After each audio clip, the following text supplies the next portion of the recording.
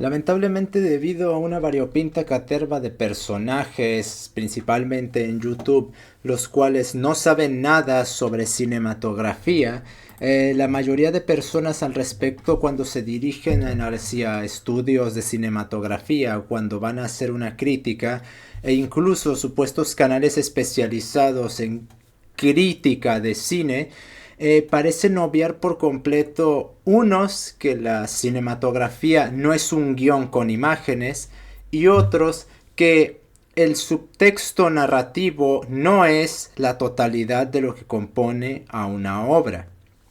Y lamentablemente, debido a esto, muchos sujetos creen que para hacer una crítica de un filme o de una serie o de un anime o de una animación, basta con ver si la coherencia tonal o narrativa está bien hecha o no, según criterios completamente arbitrarios, y de ahí creen que eso es hacer una crítica, algo lo cual no podría ser más taxativamente falso y nefario en lo referente a la crítica cinematográfica. ¿Qué entendemos por crítica? Habría que empezar a dilucidar esto. Por crítica entendemos lo que se refieren y lo que siempre se han referido los antiguos griegos. Platón, por ejemplo, al referirse a la crítica, se refiere a un cribamiento.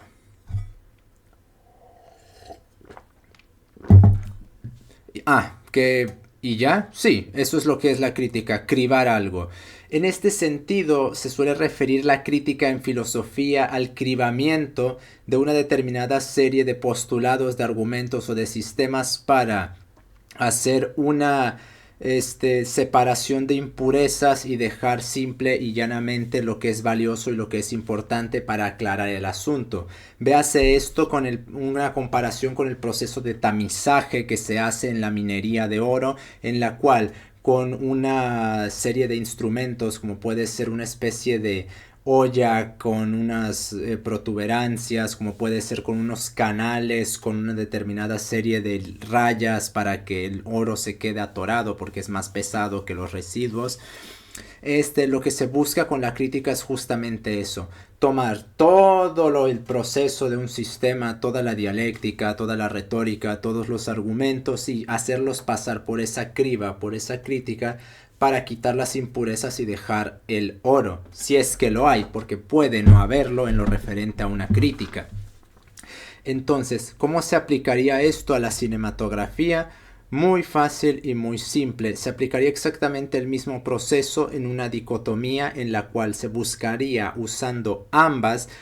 Es válido quedarse en una, pero no se podrá tener la imagen completa si no se avanza en ambas, para encontrar la verdad, si se quiere verlo así, al respecto de el filme. ¿Y qué demonios significa eso? Pues esa verdad sería contextual y referente a de lo que trate el filme, en virtud de los elementos que puede utilizar, apartado técnico, y el desarrollo narrativo, textual y tonal, en el que se suelen quedar la gran mayoría de personas y ni siquiera tomándolo de una forma crítica o siquiera rigurosa, en conjunción con ambos para descubrir la verdad del filme. ¿Y cuál puede ser la verdad de un filme, de una serie, de una animación? Pues bueno, si un filme trata de una señora yendo a trabajar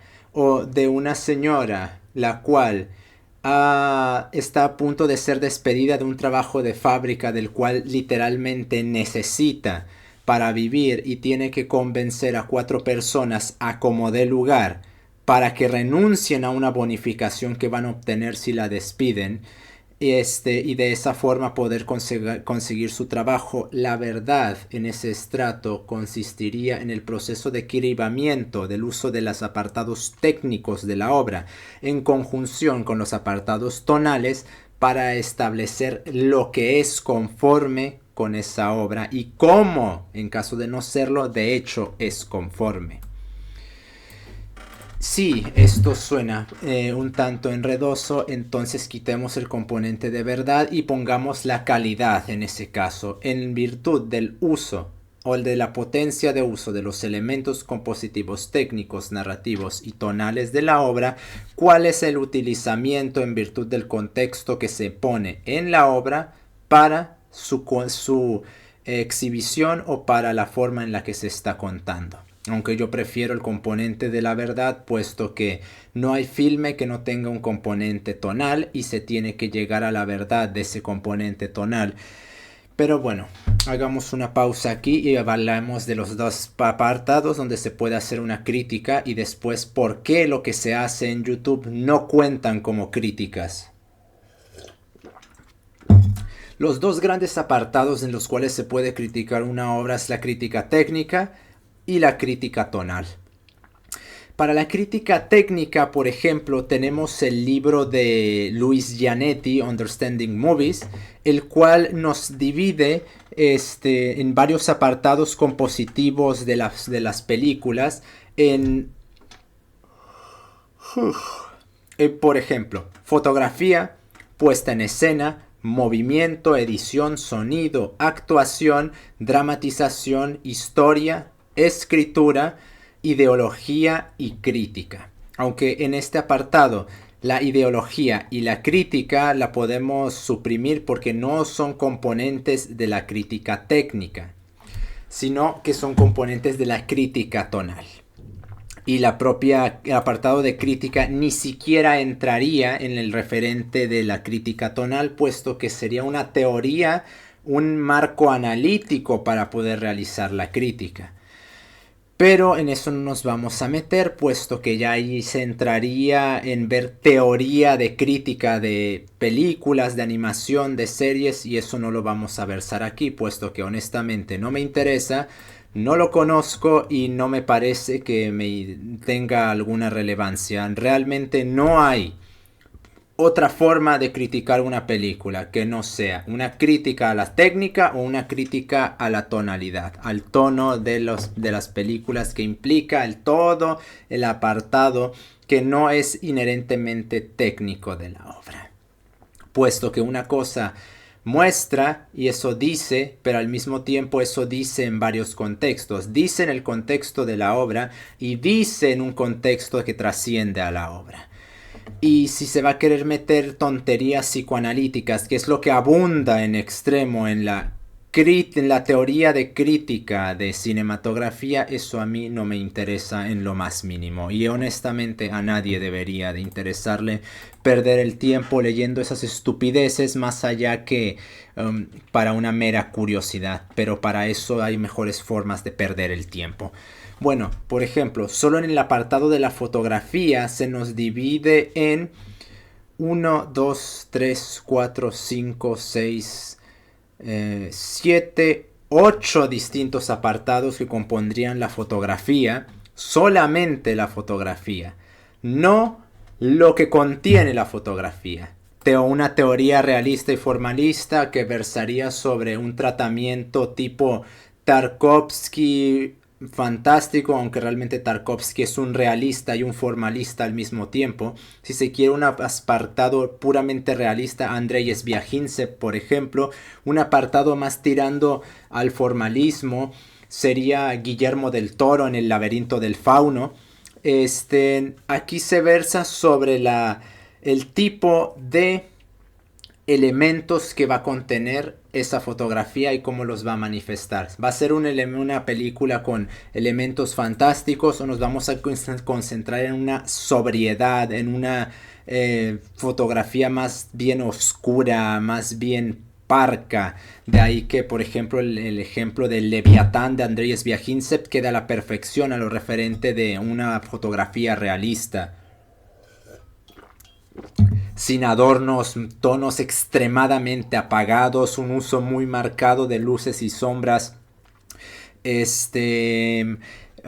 tonos siempre tirando a colores quebrados, por no decir directamente que no sale de una escala gris y azul y negra.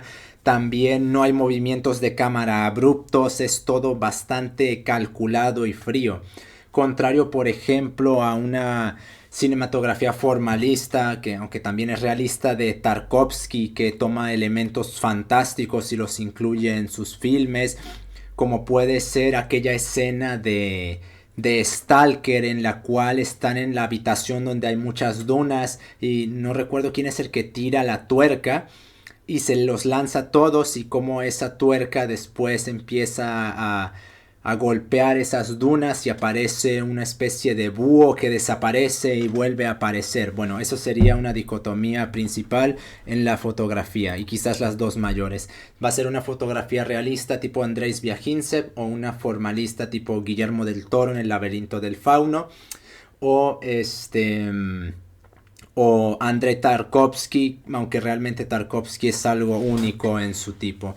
También en el apartado fotográfico están los tipos de toma, los ángulos, la iluminación, el color, bueno, etcétera, etcétera. No me voy a poner aquí a hablar de cada cosa, porque aquí nos quedamos en un video de 20 horas.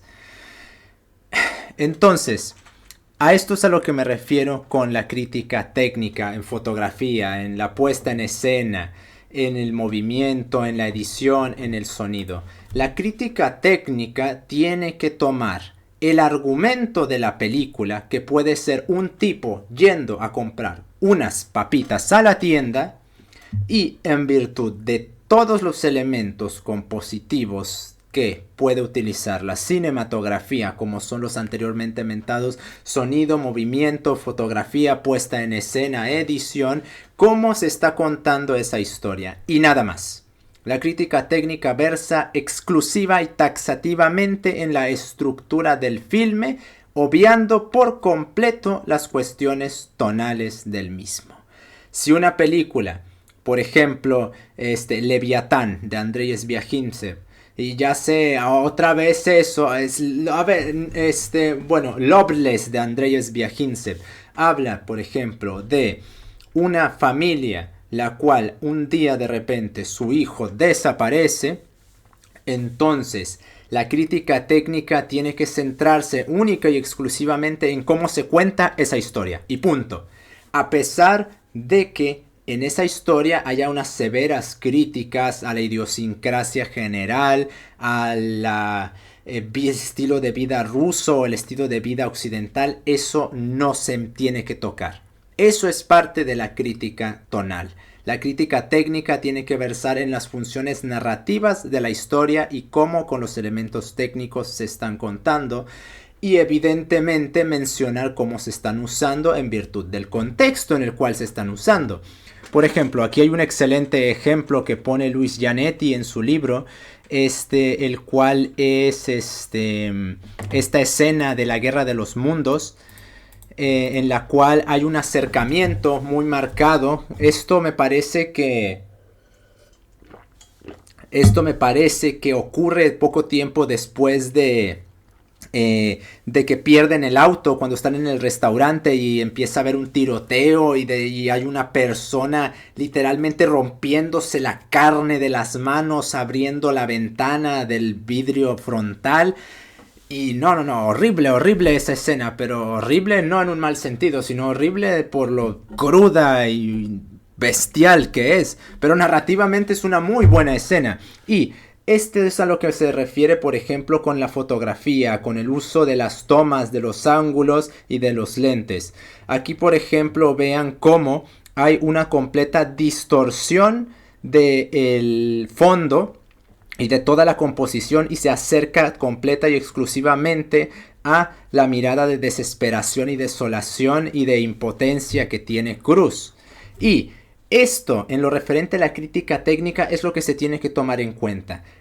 Aquí hay un contexto, hay un ambiente, un desmadre por completo. Hay un contexto, acaban de casi matar a tu hija, te acaban de apuntar con un arma, acabas de ver cómo una persona se despedazó las manos rompiendo el vidrio de un auto y estás escuchando cómo se están matando personas afuera mientras estás pensando en que casi matan a tu hija. Pues bueno, contextualmente hablando, esto es lo que se tiene que tomar en cuenta. Acercamiento. ¿Y qué tiene que ver esto con las funciones narrativas? Nos intensifica el momento y contextualmente es algo válido, puesto que la situación del ambiente amerita una implicación de este orden.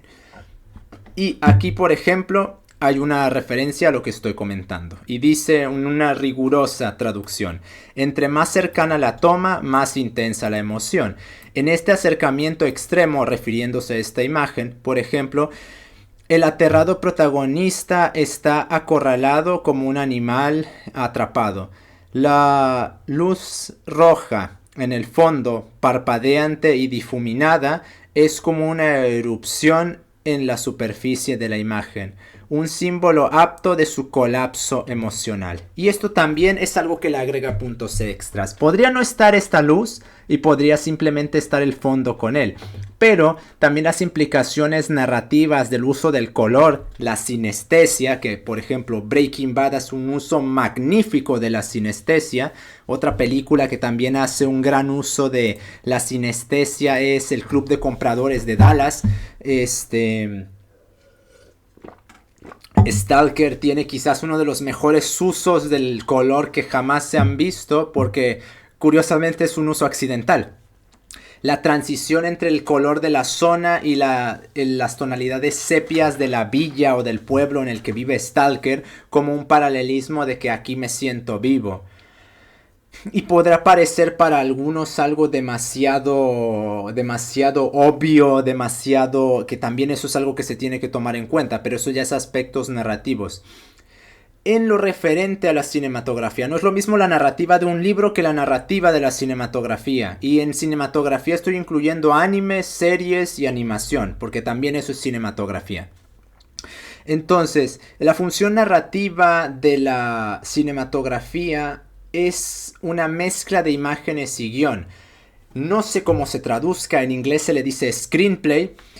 Supongo que aquí también tendrá aquí está huevo que tiene que tener su apartado referente. ¿Y qué significa esto? Es justamente el cómo lo que se ve complementa el guión y toda la narrativa. Y se tiene que haber una simbiosis entre ambas cuestiones. De lo contrario, tendremos una historia mediocre.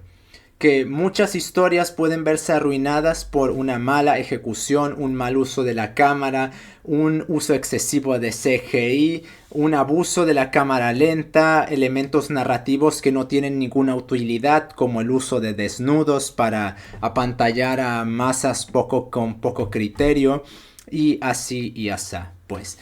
Entonces, aquí nos quedamos en la fotografía, pero hay muchísimas otras cosas que se tienen que tomar en cuenta en la crítica. Una crítica de un filme que verse sobre los apartados técnicos no puede decir, es que la fotografía está bien usada o está mal usada.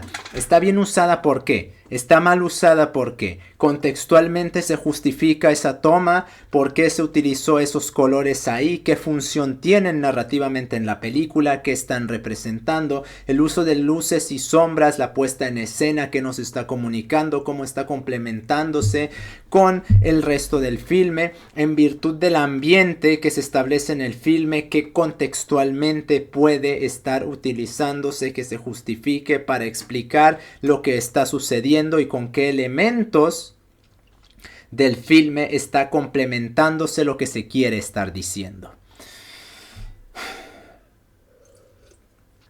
Por eso, una crítica técnica demanda una preparación muy rigurosa en el cinematografía para que se pueda hacer. Y lamentablemente los intentos de crítica técnica que he visto no trascienden de una adjetivación que puede ser una declaración Barnum en toda regla y pasar página. Pues así no es como funciona la crítica técnica. Puede hacerse una crítica técnica en específica, tipo crítica a la fotografía de Stalker, crítica a la fotografía de Prisoners. ¿Para qué? Porque la cantidad de elementos que se implican en una crítica técnica, como se vio, aquí mencionamos uno. Hay como otros 40 elementos que también se tienen que tomar en cuenta, porque mencionamos 8 o 9 solo de la fotografía. Sí, todavía nos falta meternos en el movimiento, porque eso también es importante. Los lentes, eso también es importante, puesto que un lente de telefoto no es lo mismo que un lente de ángulo amplio. De hecho, esa toma que se hizo fue hecha con un lente de telefoto, porque justamente el telefoto permite un enfoque extremo en algo, causando ese como difuminación de el fondo y cualquier otra cosa que no lo esté enfocando. En fin. Ahora, el otro apartado, el cual también tiene que tomarse en cuenta y también es muy útil, es la crítica tonal. Que aquí ya versamos justamente en lo que comenté anteriormente. Si en una película se habla sobre cómo una tipa va a evitar que la despidan. De hecho, ese no es un ejemplo que me inventé. Hay una película francesa que trata de eso, solo que no recuerdo su nombre ahora. Este, esa, esa película tiene una narrativa y una estructura, como mencionamos, pero al mismo tiempo eso tiene tintes, por ejemplo, puede hablar del egoísmo y la falta de empatía que puede tener su prójimo contra su propio prójimo, la crueldad de la idiosincrasia industrial, el cómo hay un ferviente sadismo implicado en toda esa dinámica en la cual literalmente están pagándole, están ofreciéndole dinero a personas para destruirle por completo la vida a alguien. Y si estas personas tiene que la tipa prácticamente ir a rogarles y humillarse de formas horribles para evitar que tomen ese dinero. Me van a disculpar, honestamente no recuerdo cómo se llama esa película, solo sé que es francesa y que como foto de portada tiene a la protagonista, que es una tipa con cabello rubio, ligeramente corto, mirando mientras sostiene su bolso hacia abajo.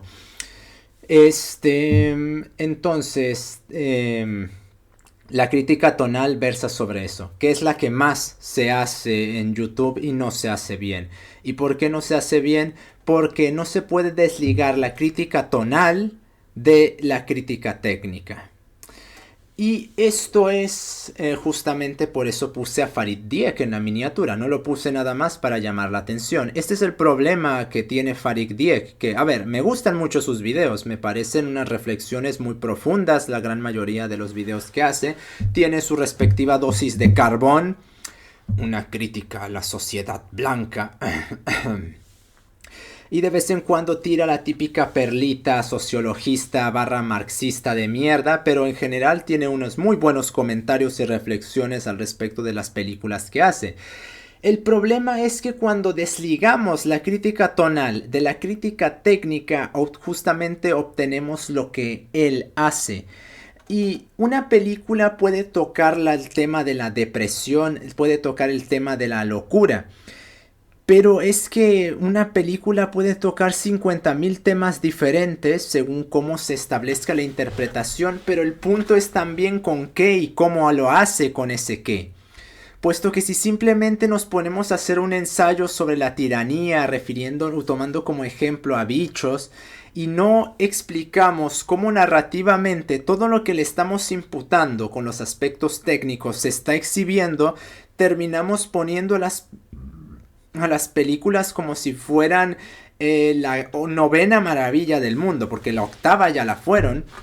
Y obviamos por completo que sí, pueden estar tocando la depresión, pueden estar tocando los problemas de las relaciones padres e hijos, puede estarse tocando el tema de la deshumanización, que en este canal ya hay un ensayo hablando sobre por qué ese término no tiene sentido alguno.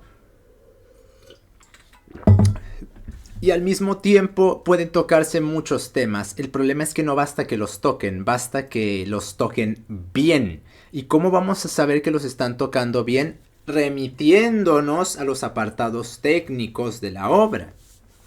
Puesto que lo tonal se sustenta en la narrativa y en la estructura, se sustenta en el guión, se sustenta en la actuación. Si simplemente ponemos una película de alguien leyendo La Sociedad del Espectáculo de Guy Debord y después decimos, ah, qué furibunda crítica a la sociedad, pues bueno, esa película existe y la hizo el propio Debord, lleno de escenas incoherentes que prácticamente no tienen ninguna conexión entre sí. Y el libro es bueno y el tema del que se habla también es muy enriquecedor y da para muchas derivaciones, pero la película es una puta mierda que tiene una cantidad de desnudos completamente innecesaria y la gran mayoría de cosas que se muestran no aportan absolutamente nada a lo que se está comentando. Es basofia avant-garde que realmente como película en el apartado técnico es una porquería y en el apartado tonal realmente mejor te vas a leer el libro ya directamente. Pero quitándolo del aspecto tonal y quitándolo del aspecto de la ficción, realmente es una potente, muy potente obra al respecto de cómo la idiosincrasia modernista, puesto que Guy Debord y toda esta bola de marxistas de mierda dirá que el capitalismo y esto y aquello, el espectáculo de Debord y la simulación y simulacro de Baudrillard no los creó el capitalismo, los creó la filosofía desde la modernidad. Los paradigmas de la filosofía moderna son tres: Berkeley, Descartes y Lucifer. Y todos los que acepten los predicados y la prédica moderna aceptan esos tres como sus santos sagrados patronos. Descartes negando la realidad, no, Descartes negando el cuerpo, Berkeley negando la realidad y la soberbia de creerse Dios por parte de su patrono Lucifer. Entonces, este sería el principal problema con Farik Dieck, que pone a las películas en un apartado reflexivo completamente desapegado de los elementos técnicos de la obra, puesto que considera que basta con que se toque algo para hacer todo un tratado de ética y de moral, pero no podemos olvidarnos que estamos remitiéndonos a un contexto en lo referente a esa tonalidad de la cual nosotros estamos derivando esas reflexiones. Y si nosotros no explicitamos el cómo se llevan a cabo en virtud de el qué, y el qué son los elementos del apartado técnico, nosotros nos quedamos con una idealización y una sobrevaloración absolutamente ridícula de los elementos en lo referente al criterio de la obra. Pero más importante todavía, hay una cosa que no se está tomando en cuenta. El discurso tonal es verdadero, puesto que puede haber películas que tengan un determinado discurso y una implicación que quiera ponerse como algo muy bueno, como algo muy positivo, pero ahí habría que introducir por eso digo, el componente de verdad. Es verdad lo que se está diciendo. Si en una película se establece, por ejemplo, la deshumanización que quiere achacársele al capitalismo, según cómo se muestra, según con qué se muestra, eso que se puede derivar de lo que se muestra, ¿tiene algún componente de verdad o es mera propaganda ideológica en pro de una determinada sarta de predicados de una obnubilación obcecada hacia una idealización y creo que idolización también, puesto que ídolo se convierte en un ídolo algo, parásitos marxistas por poner un ejemplo, de esos elementos que se están poniendo en la obra. Si una película habla sobre la depresión y me quieren poner la depresión como algo bueno, ahí tenemos que aplicar el criterio y por eso la crítica, por eso el apartado de crítica que implica la verdad, para cribar el asunto en virtud del apartado técnico y del apartado tonal para después establecer la verdad y anular el discurso o corroborarlo. Los filmes en el apartado tonal también son un campo de batalla, como diría Bourdieu al respecto de la sociología, para una disputa de ciertas defensas. Y esto es algo que la derechita cobarde no ha entendido. La derechita cobarde cree que con memes va a cambiar el mundo. ¿Y qué dijo Santo Agustín? La iglesia se extendió cantando. El sistema del arte, o de lo que cree, o de lo que pretende, o lo que se disputa a presentarse como arte, también es importante. Y ese lo ha despreciado prácticamente por completo. ¿Por qué? Porque la derechita cobarde de mierda, al tener a la mierda liberalista como sus santos patronos de su tan sagrado libre pensamiento, que siempre se remite a repetir las estupideces de Locke, de Petit, de Berlín, o de Kant, principalmente de Kant, esto termina llevando a que acepten el protestantismo que está implícito y en algunos casos explícito en esa prédica, y derivado de ello tomen la prédica protestante del rechazo a las imágenes, y de ahí que se centren solo en la economía, solo en la moral y solo en la ética, y desprecien por completo el sistema del arte, obviando que vale más un cuadro que 1000 libros en lo referente a lo que puedes causarle al vulgo. Y como ahora hay millones de artistas en internet, los cuales están creando una santurrada de porquería, pues naturalmente que se presenta el problema de que no tienen influencia. Creen que haciendo metal, o trash metal, o dark metal, o lo que putas mierdas estén haciendo, o memes, de alguna manera están cambiando algo o van a cambiar las cosas. Lo único que están haciendo es enterrando al mundo en una miasma de miseria y de podredumbre, mientras los muy ignorantes y muy progres entes de la piara de los pronombres se los está comiendo vivo en todo aspecto y está pregonando sus ideas a través de dicho sistema. Y ya ni siquiera se trataría de hacer fanarts, que ni siquiera eso son capaces de hacer, sino que no son capaces de crear obras originales, trascendentes, importantes. Todo lo que pueden hacer es mierda propagandista, memes, porquería en música de extremadamente terrible gusto y de pobre capacitancia de fungimiento como fuerza motriz ético-moral, y lloriquear. Pueden escribir 10 millones de libros si así lo quieren, cromándosela durísimo al pintor austriaco, pero no se les olvide, señores, que tienen que pintar lo que hizo el pintor austriaco.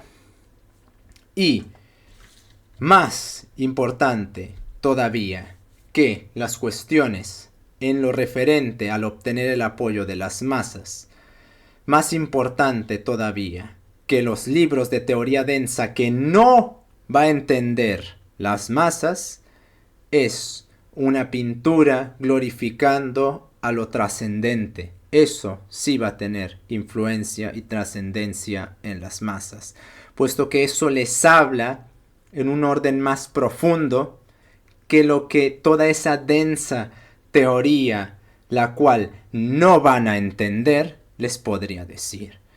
Si tú te pones a hablar de conceptos megáricos, de lisología o de holización, no va a entenderte más que una persona por cada 100,000 si tiene suerte. Muéstrale un cuadro de la crucifixión de Cristo y no te va a entender una persona entre 100,000, sino te va a entender 100 millones de personas. Y quizás la derechita cobarde pendeja, en lugar de estar haciendo ese metal para animales, lo que debería de estarse enfocando es en volver a hacer sinfonías, ya que tanto les encanta cromársela a la magna Europa. Igual y deberían de vivir conforme como esos romanos y esos griegos y dejar de larpear como bestias. Pero como se vive en la idiosincrasia de los memes, evidentemente no van a hacer eso. porque es más importante el parecer, el creerse, ya ni siquiera el parecer, que el de hecho llevar en acto la prédica. Y así todo el mundo se va a la puta mierda. Porque no hay esperanza, porque nadie la está construyendo y se tiene esa misma idiosincrasia modernista en la cual, y ateísta sobre todo, en la cual se pretende que de alguna manera una ecuación nos va a hacer santos. Las ecuaciones no van a hacer más santos a los hombres. Las ecuaciones crean bombas atómicas. No se les olvide eso a todos los idealizadores de la ciencia que creen que la ciencia lo único que nos trae son prebendas. Dicen que la religión crea miasmas, pero la religión no va a derretir la maldita atmósfera como su ciencia sí puede hacerlo. Igual y deberíamos también de darnos cuenta de ello. Pero si dejamos de idealizar a la ciencia, entonces ¿qué asidero van a tener esta caterva de beliales que se creen sagrados y profetas en tierras ajenas? Entonces este es el suntuoso problema de la crítica tonal, que es la mayoría, que cuando se dice análisis, que crítica de esto, que análisis de lo otro, ni es análisis ni es crítica, puesto que una crítica tonal que no toma en cuenta los apartados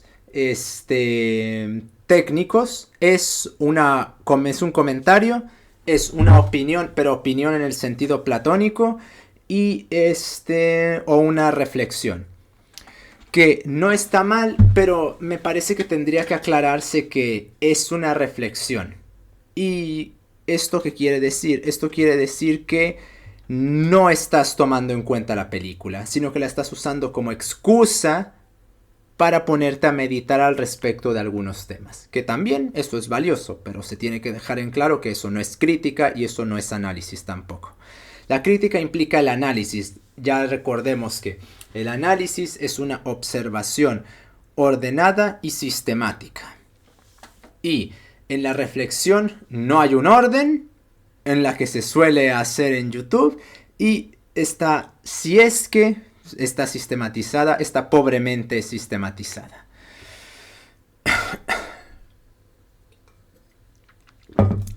Por lo tanto, este es el gigantesco problema al cual se enfrenta la crítica, incluso en aspectos supuestamente serios.